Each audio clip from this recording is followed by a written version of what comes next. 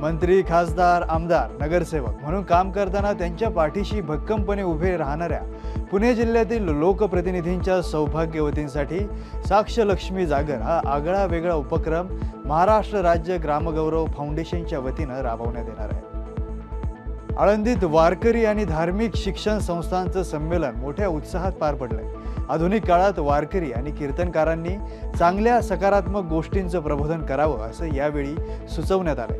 या संमेलनाला 400हून अधिक वारकऱ्यांची उपस्थिती होती. विधी संघर्षित बालकांना गुन्हेगारीच्या दलदलीतून बाहेर काढून त्यांना सामाजिक जबाबदारीचं भान देत पुणे पोलिसांनी त्यांना वस्तू बनवण्याचं प्रशिक्षण देऊन सकारात्मक बदल घडवण्याचं काम सुरू केलंय.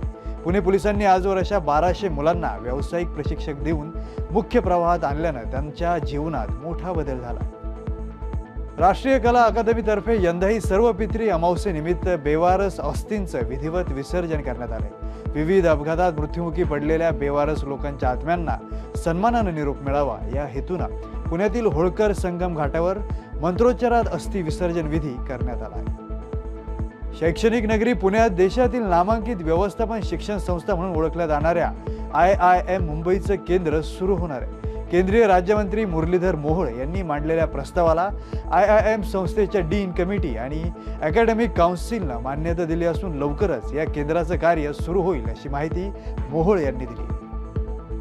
पुण्याच्या शुक्रवार पेठेतील 11 मारुती गणेशोत्सव मंडळानं मयूर एनपुरे या रुग्णाच्या किडनी प्रत्यारोपणासाठी कार्यकर्ते आणि गणेश भक्त मित्र परिवारातर्फे 51,000 रुपयांची मदत केली आहे. उत्सवाच्या आनंदासोबतच समाजसेवा देखील तितक्याच तत्परतेने करणाऱ्या या मंडळाकडून गरजूंना अशा प्रकारची मदत सातत्याने केली जाते.